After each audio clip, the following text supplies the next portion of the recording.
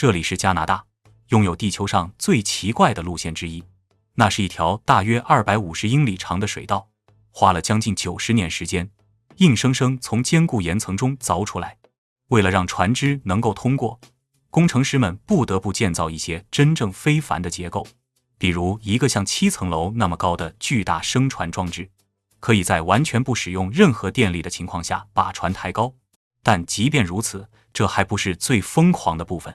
在某一段，一艘船会开上一座巨大的平台，然后整个平台真的会从水里升起来，接着沿着重型轨道滚动，载着这艘重达数吨的船直接翻过一座山。整个项目花费大约10亿美元。但问题在于，即使它还在建设期间，这个加拿大巨型工程其实就已经差不多变得没用了。加拿大花了90年修出了一条通往虚无的道路，所以今天我们就来看看它最初为什么会被建造，以及一切到底是怎么走偏的。让我们回到19世纪最初的时候，更准确地说是1812年战争之后的那些年。那时战争的尘埃其实还没有真正落定，和平条约才刚刚签署。可是不知为什么，真正的轻松感并没有出现。大英帝国仍然控制着加拿大，但伦敦的将军们以及当时约克，也就是今天多伦多的将军们，看着地图时，几乎可以想象他们脑子里那些不安的念头。所有问题最终都归结到一个非常危险的东西——后勤。没错，就是那个看起来非常普通的问题：怎样把某样东西从甲地运到乙地？在那个时代，几乎所有移动都依赖圣劳伦斯河和五大湖系统。士兵在哪里？火药和大炮也在哪里？粮食、货物以及维持一个地方运转所需的一切混乱而重要的东西，也都要经过同样的路线。比如，如果想通过水路到达休伦湖，也就是英国定居点所在的地方，就必须穿过安大略湖和伊利湖，然后经过底特律附近狭窄的海峡。问题也正是在那里开始的。整条路线都沿着与美国的边界展开。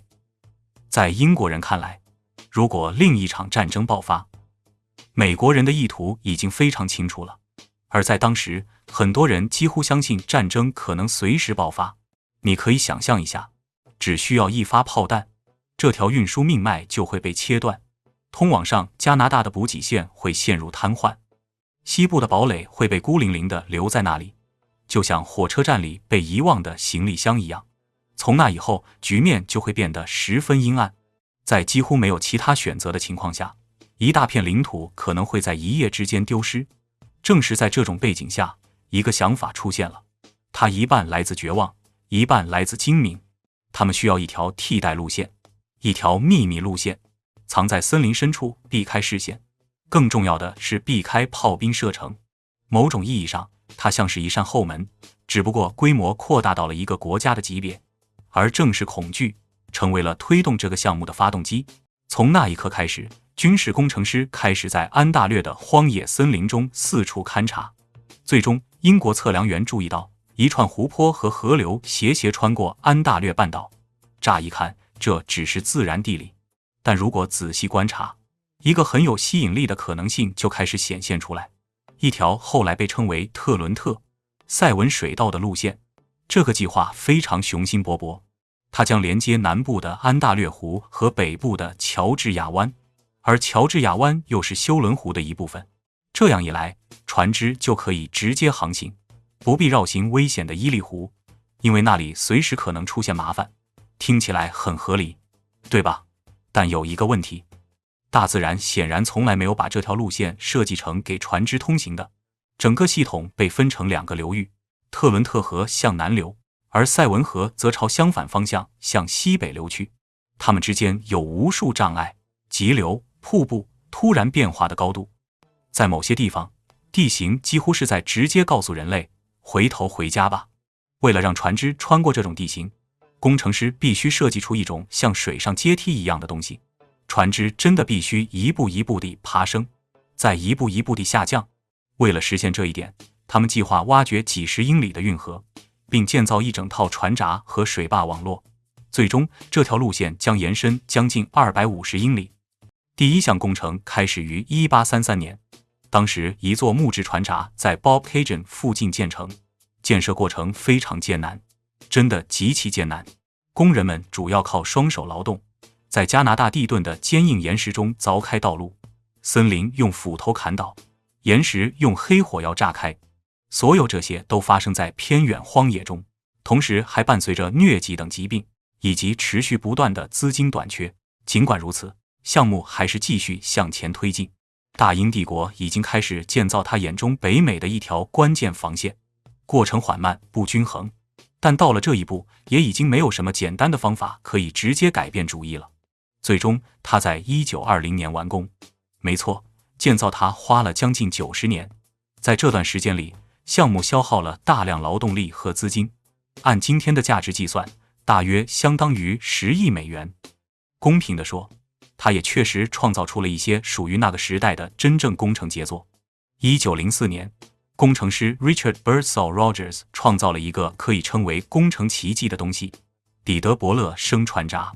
这里必须明白一点，它并不是大多数人脑海中想象的那种普通船闸，它不是简单的开门、关门，再把水位升高。这个工程要壮观得多。你可以想象一部巨大的电梯，只不过它不是载人，而是载船。这个结构可以把重达数百吨的船只提升大约65英尺，相当于一栋7层楼的高度，而且它只需要几分钟就能完成这一切，几乎显得轻松又平静。但最令人惊讶的是，这套升降系统运行时不需要电，完全不需要，没有电线，没有按钮，它完全依靠重力和水的平衡来运转。这个系统非常精巧，虽然一开始听起来有些复杂。2个巨大的水箱，也就是沉箱，彼此相对放置，一艘船进入较低的水箱，然后向上方的水箱中加入少量额外的水，刚好足以让它变得更重。接下来，物理规律会自己完成剩下的工作。上方的沉箱开始下降，推动下方机构中的液体，从而把另一个沉箱连同里面的船一起抬升起来。没错，这个工程直到今天仍然还能运行，可以说它就是为了长久存在而建造的。但工程奇观还不止于此，还有一个叫 Big Chute 的路段，在那里，工程师遇到了一个无法简单绕开的难题：岩石坚硬顽固，1英尺都不愿让步的岩石，想要在那里凿出一条运河根本不可行。所以他们想出了一个相当大胆的办法：如果一艘船不能穿过山丘，那就让它从山丘上方过去。而他们也确实这么做了。加拿大人建造了一种海上铁路，一艘船会飘到一个直接降入水中的支撑平台上，随后强大的绞盘开始运转，整个结构连同船只一起慢慢从水中爬出，来到干燥的陆地上，然后它沿着轨道越过山丘，到了另一边，它又会被同样小心地放回水中。乍一看，你可能会觉得这样一个项目一定非常有用，尤其是它花了90年才建成。那么，为什么这条路线却可以被公平地称为通往虚无的道路呢？答案很简单，特伦特·塞文水道背后的整个构想很快就走偏了，而且偏得相当快。有2件事发生了，让这条路线在仍然建设期间就变得不那么重要了。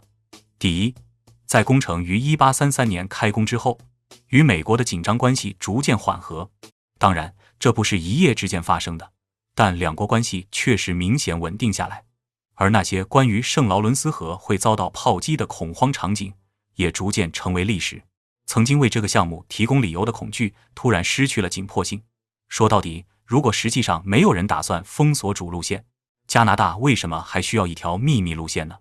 第二，到19世纪中叶，铁路已经稳稳登上了加拿大的舞台。从技术角度看，真正让这条水道失去主要作用的是19世纪50年代中期 Grand Trunk Railway 的出现。当工人们花费多年时间用手工爆破并切开岩石来修建船闸时，铁路施工队只需要铺设轨道，让火车运行，就能更快地把货物从一个地方运到另一个地方。年轻的加拿大经济需要速度，而那些在狭窄运河里缓慢前行，还容易被卡住的驳船，突然看起来就像是另一个时代的技术。尤其沉重的一击来自 Northern Railway。这条铁路在1855年抵达乔治亚湾岸边的 Collingwood，它基本上削弱了特伦特、塞文水道最主要的目标，把各个湖泊连接到正是那个海湾。既然火车已经能够穿过陆地把货物运过去，而且完全无视地形和河流水位，那为什么还要等待一个极其复杂的运河系统完工呢？简单说，铁路提供了运河在物理上无法提供的东西，全年服务，每年有5个月，水道都会变成一块冻结的死重物，而火车仍然可以继续托运木材和谷物，不管有没有积雪。对商人来说，这种可靠性远比任何优雅的基础设施梦想重要得多。到19世纪50年代，特伦特塞文项目说的委婉一点，已经过时了。它不只是落后于时代，而是几乎无可救药的落后。经济上情况也并不乐观，任何清醒的政府大概都会关闭它，然后转向更实际的事情。那么，为什么它最终还是在开工87年后被完成了呢？答案来自一种经常和逻辑或效率没有太大关系的力量——政治。对那个时代的政府来说，特伦特、塞文几乎像是天上掉下来的礼物。安大略中部有他自己的政治性格，每一次选举都会带来同样熟悉的竞争：保守派对自由派，哪一方承诺更大的新拨款，再修一座船闸，或者哪怕只是让项目再向前推进一点，哪一方就会看起来像英雄。这个项目被包装成对当地支持者的回报，而这个策略确实奏效了。一个稳固的地方游说集团逐渐在彼得伯勒周围形成，它没有响亮的名字，也没有面向公众的品牌，但它非常清楚自己想要什么。许多年甚至几十年里，这个群体都帮助这个项目继续存活下去。逻辑很简单，只要建设还在继续，资金就会继续流入这个地区，会有工作岗位，城镇也不会完全空掉。把这一切关闭，就等于政治自杀。谁会选择这样做呢？没人会。除此之外，还有另一层安静但非常真实的情绪——不公平感。当政府不断把钱投入 Welland 运河和圣劳伦斯运河时，安大略中部的人开始问，为什么他们会被抛下？人们想要属于自己的那一份，想要公共预算中一块看得见的东西。渐渐的，特伦特、塞文不再只是一个运输系统，而变成了证明这些社区没有被遗忘的证据。老实说，已经有太多钱投入进去，也很难再放弃了。数百万美元已经花在上面，多年已经过去，承认这一切都是错误，会非常痛苦。没有哪位总理愿意站在公众面前说，是的，我们搞错了。名誉风险实在太大。到1867年加拿大联邦成立之后，这个故事又多了一层东西：意识形态。John A. MacDonald 以及后来的领导人，把大型基础设施项目当作把国家缝合在一起的一种方式。一个新国家，分散，而且在许多地方还很脆弱。而这条运河尽管古怪，有用性也很可疑，却意外地符合这种愿景。这就把我们带到了真正的问题：如果这条运河在完工之前就已经过时，那么到1920年它终于建成之后，又发生了什么？特伦特、塞文并没有作为大型运输通道存在太久，它几乎跳过了那个阶段，直接落入了另一个现实，一个更多围绕休闲而不是劳动建立起来的现实，取代工程师当年期待的沉重运粮驳船。水道里开始出现私人船只、机动艇和观光船。说的委婉一点，这并不完全是他们原本计划的场景。讽刺的是，这个项目的完工恰好赶上了一个奇怪但有利的时刻。听起来有点怪，但20世纪初正是私人划船和游船活动开始流行的时候。人们被水面吸引，被那些单纯为了享受而进行的旅行吸引。一条穿过安大略中部湖泊的路线突然变得几乎非常适合这种旅行，尤其是对来自多伦多和美国附近各州的人来说。与此同时，这条运河也找到了一个更实际的角色，不是它最初被建造来承担的那个角色，但依然有用。它的水坝和泄洪道系统使得人们可以控制大片区域的水位。事实证明，这比最初看起来重要得多。小型水电站开始出现在这些水位控制结构周围，它们为农场、村庄和正在发展的城镇供电。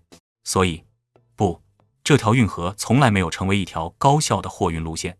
但它确实提供了能源。有一段时间，它也被用来漂运木材。小公司在内陆湖泊之间运输木材，原因很简单，基础设施已经在那里了，为什么不用呢？简而言之，实用性战胜了野心。那么，今天的特伦特·塞文处在什么位置呢？现在，它是加拿大官方的国家历史遗址，由联邦政府管理。从经济角度看，这条运河不再只是一个无休止的维护负担，它已经成为一种收入来源，不是直接收入，而是通过围绕它发展起来的服务和商业。如今，这些滨水小镇的生活围绕水面展开，游艇、码头、船只维护、租船、旅游，一切都围绕这条路线运转。这条运河不再运货，它出售的是一种体验：坐船旅行的自由，沿途停靠的自由，以及在水边生活的感觉。听起来可能有些浪漫化，但事实上，这正是发生的事情。与此同时，两岸土地变得昂贵，非常昂贵。现在，这里已经是全省最受欢迎的一些房地产，带来的税收也相当可观。所以到最后，钱确实回来了，只是通过另一条渠道回来。而这个项目看起来也不再像以前那样完全没用。顺便说一句，政府似乎也同意这一点。加拿大仍然继续向这条水道投资，船闸在修复，水坝在加固，整个系统也被仔细维护，但动机已经改变了。它不再是为了运输货物，也不是为了准备一场可能发生的战争。如今，它更多是为了保护遗产，并维持生态系统脆弱的平衡。说到这里，你可能很容易觉得，那些没有意义的巨型项目只属于过去，但事实并不是这样。21世纪初，美国人也曾决定花4亿美元建造一座通往虚无的桥，这就是 Ketchikan， 阿拉斯加的一个小镇。他自豪地称自己为世界鲑鱼之都，但却因为另一个非常不同的原因被载入历史。Ketchikan 奇怪的地方在于，小镇位于 Revillagigedo 岛上，而它的国际机场却位于附近的 Gravina 岛上，两者之间隔着一条狭窄但很深的海峡。几十年来，去机场的唯一方式就是坐渡轮。于是，一个想法出现了：修一座桥，把两个地方更方便地连接起来。接下来发生的事情成了美国现代史上最臭名昭著的政治丑闻之一。这个项目提出建造一座相当于20层楼高、几乎1英里长的桥，高到足以让巨大的邮轮从下面通过。推动这个项目的是阿拉斯加最有权力的2位政治人物，参议员 Ted Stevens 和众议员 Don Young。当时，华盛顿正身处 earmark 的时代，也就是政治人物把地方项目资金塞进庞大联邦支出法案中的制度。对阿拉斯加来说，那是一个黄金时代。这个州虽然人口很少，却能为基础设施获得大量联邦资金。因此，2005年 Ketchikan 大桥项目获得批准，并获得将近4亿美元联邦拨款。Stevens 和 Young 把它看作一场重大胜利，却没有意识到，美国其他地区会把它视为一次荒唐的尝试，用纳税人的钱去建一个看起来完全没必要的东西。Gravina 岛上只有大约50名居民，对纽约或芝加哥的人来说，花将近5亿美元修一座通往一个已经有渡轮服务的机场的桥，听起来实在荒谬。这个项目很快成了批评政府浪费者眼中最完美的象征。全美国范围内，通往虚无之桥被当作政治腐败和低效率的终极例子。一个小群体的利益似乎压倒了基本常识。转折点出现在2008年，当时这个项目成为总统竞选中的一个政治筹码。Sarah Palin 当时是阿拉斯加州长，起初他支持这座桥，甚至说 Ketchikan 应该获得发展的机会。但当全美国公众舆论已经坚决反对这个项目时，他突然做出了一次非常猛烈的政治转向。帕林公开说谢谢，但不用了，拒绝用于这座桥的联邦资金，并宣布阿拉斯加应该自己处理自己的需求。但这里有一个很大的问题需要注意，虽然桥本身被取消了，但部分联邦资金已经被花掉了。在 Gravina 岛上，官员们已经修好了一条原本作为接入道路的公路，花费大约2500万美元。那是一条现代化、修得很好的道路，长达几英里，原本设计用来把未来的大桥连接到机场。今天这条路就这样在阿拉斯加茂密森林中突然结束，没有立交桥，没有居民区，没有商业设施，只有一段铺得非常完美，却通向什么都没有的沥青路。对 Ketchikan 的居民来说，它仍然是一个提醒，他们的小镇差一点就拥有了全州最雄心勃勃的工程项目之一，但最后得到的却是全国性的嘲笑，以及一条通往虚无的路。机场仍然由同一条渡轮线路服务，建桥的想法偶尔也会在地方讨论中重新出现，尽管几乎没有人真正相信它还会被建成，但类似的事情也可能发生在更大得多的项目上。一个完美的例子就是西班牙的一座机场。在21世纪初，西班牙正处在一场看起来永远不会结束的建设热潮中。也正是在这种势头下， Ciudad Real 机场的想法诞生了。它位于卡斯蒂利亚拉曼恰干旱而广阔的土地上，是西班牙第一座私人拥有的国际机场。它的创建者真的相信自己可以挑战马德里巴拉哈斯机场。这个想法以他自己的方式非常宏大，在距离首都大约125英里的地方建造一个巨大的交通枢纽，并通过高速铁路把它连接到马德里。投资者押注认为，如果能从一座现代化机场搭乘低成本航空，避开首都机场的人潮和排队，乘客会愿意坐50分钟火车过去。超过11亿欧元被投入进去，用来把这个梦想变成现实。从工程角度看，它的规模确实令人印象深刻。机场有一条接近 2.5 英里长的跑道，是欧洲最长的跑道之一，足以接纳巨大的空中客车 A380。航站楼被设计成每年服务数百万乘客。看起来这个地区似乎马上就要成为全国主要物流中心之一，但2008年的盛大开幕正好撞上全球金融危机开始，西班牙房地产泡沫轰然破裂，随之破灭的还有那个光明未来的梦想。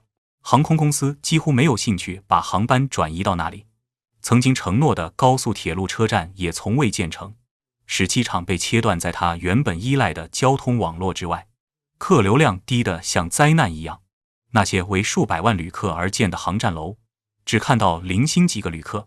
到2012年，也就是开业仅4年之后，这座机场正式关闭。这个庞大的综合体变成了一座幽灵机场，风吹过空荡荡的大厅，除了尘土以外，没有任何东西降落在那条光滑完美的跑道上。到了这个时候，你可能会以为这座机场已经死了，但没有，它的故事反而变得更加荒诞。2015年，在破产程序中，机场被拿出来拍卖，一群中国投资者给出了一个象征性的报价，1万欧元。对于一座耗资10亿欧元级别的设施来说，这大概只相当于一辆二手车的价格。由于法律原因，这笔交易最终失败了，但这个插曲进一步巩固了 Ciudad Real 作为欧洲航空史上最昂贵失败之一的名声。如今，这座机场终于找到了自己的小众用途，尽管这完全不是它的创始人当年想象的样子。它巨大的跑道和当地干燥的气候，结果非常适合长期停放飞机。在疫情期间，来自世界各地的几十架飞机被停在那里，等待更好的日子。这个地点也成了电影拍摄和汽车测试的热门背景，比如 Top Gear 的一集就曾在那里拍摄。它不再是一个交通枢纽，而变成了一个巨大的工业场地。而它的存在证明了一件事：如果一个项目本身没有经济意义，那么即使拥有世界上最长的跑道，也无法让飞机真正起飞。结果证明，哪怕这座机场看起来已经是一次失败，它也可能只是一个小失败，因为还有一整座城市几乎变得没用了。从纸面上看，它像是科幻小说里的东西。马来西亚的4座人工岛，1000亿美元投资，以及建造一座可容纳70万人口的智慧生态城市的承诺。森林城市原本被期待成为解决新加坡过度拥挤问题的方案，也被视为城市规划中大胆的新篇章。这个项目被想象成一种未来主义天堂，拥有垂直花园，摩天大楼外立面会被绿色植物覆盖，而汽车交通则会被推到地下，地面层将属于行人、公园和高科技公共交通。但现实却为这些雄心安排了另一套剧本。今天，森林城市常常被称为金色鬼城，这里没有几十万居民，最多也只有几千人居住，巨大的高楼几乎空空荡荡。而到了夜晚，零星亮起的窗户只会让这个未实现梦想的规模显得更加刺眼。但这样的事情到底怎么会发生呢？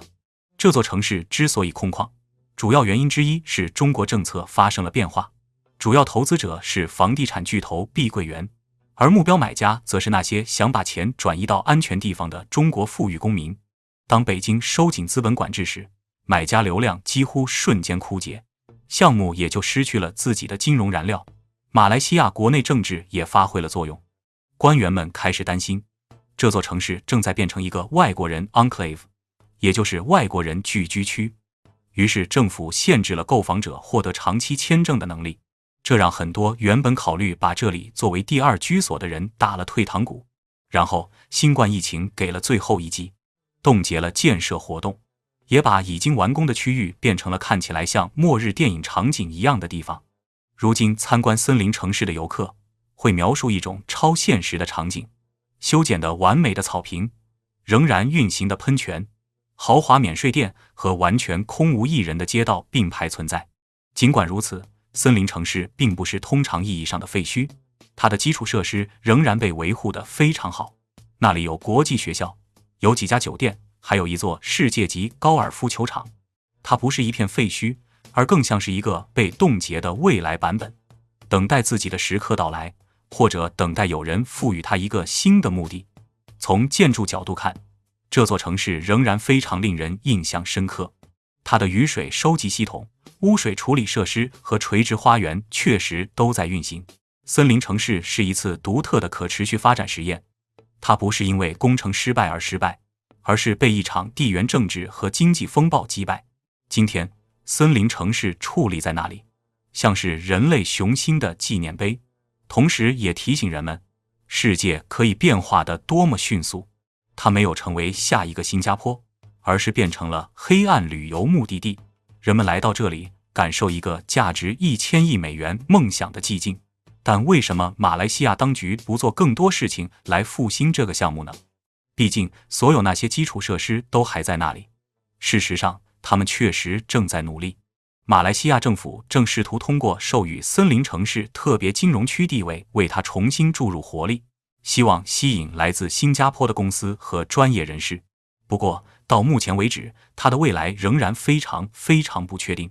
尽管如此，如果森林城市至少能像那条花了90年才建成的加拿大运河一样受到游客欢迎，投资者和马来西亚官员大概也会非常高兴。